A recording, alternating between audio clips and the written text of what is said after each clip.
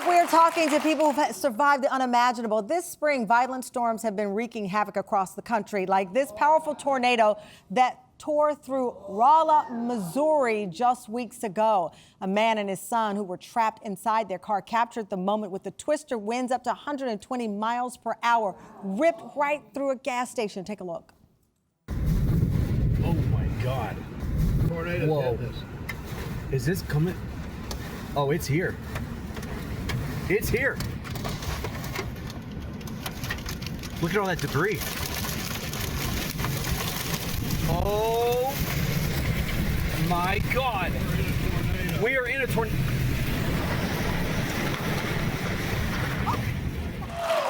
Fortunately, Tad Peters and his dad, Richard, escaped uninjured. We all gasped when we saw him rolling the window up. I think my window might have been up a little earlier, but it is terrifying enough to be trapped inside your car during a life-threatening storm. Now imagine being stuck outside on a small boat.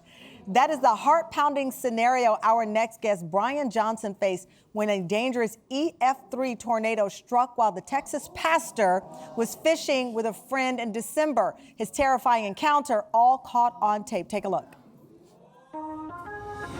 I am a pastor at First Baptist Church in Winnie, Texas. Father, we do thank you for this day. We thank you for this church family. We thank you for the love that we have for one another. One of the ways that I help get away and clear my mind is I love to go fishing. We're getting bigger.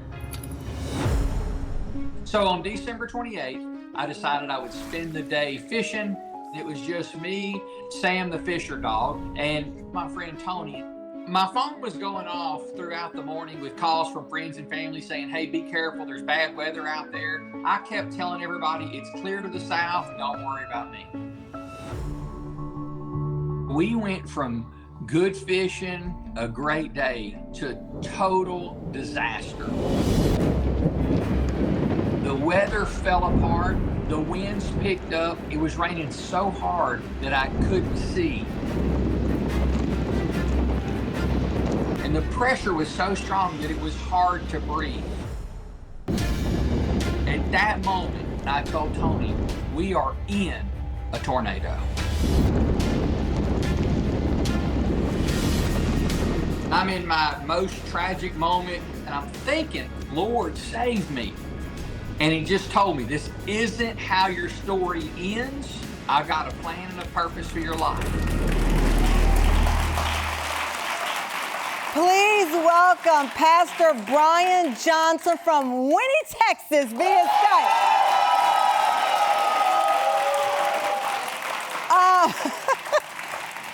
Pastor, I am sure there are many stories in the Bible that you thought about that day.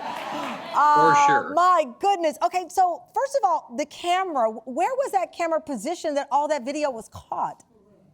So I had there's a pole, it's called a YOLO Tech, and it was in the very back of the boat where the running light would normally go, and the camera was fixed on top of it. And that camera, it never broke? I just would imagine it would have gone flying off. It stayed there sturdy. It stayed there. In fact, I wasn't trying to film a storm. I was trying to film a fishing trip. And, and I'd forgotten about the camera. And the next day I told my son, I said, hey, that camera, it's under the water somewhere. Let's go see if we can find it. Oh, so wow. We found it the next day on the bottom of the lake. At the bottom of the lake. You know, it's so interesting because the forecast that day, strong storms, but, you know, you went against your better judgment and apparently your wife's judgment. She told you not to go, you still went. Yes. What lesson have we learned there? So it's really good. It's really good fishing, Tamron, right before the storm. Yeah. Okay. Yeah. If you're a fisherman, you would understand that. Yeah. That's when they bite. Yeah. And I unfortunately I'm a slow learner, and this is not the first time I've been out in bad weather. And it might not be the last. Oh, my goodness. Okay, listen. For people, you know, that tornado was half a mile wide. Winds were 138 miles an hour. It was so strong, it tossed your pickup truck off the levee where it was parked. You know, I was a reporter in Texas for many, many years. I've covered a lot of tornadoes. There's nothing like it in this world. I can't imagine you being there. And then you and Tony and the little dog, Sam, what's his name? Sam the Fisher dog. Sam the Fisher dog. The boat flipped over, right? And capsized. Yes. We see the video, you guys trying to escape the tornado. You're driving to shore, but it flipped you over. You went flying into the water. Y'all were clinging to the boat. You talked about not being able to breathe because of that tornado. What happened when you all were capsized?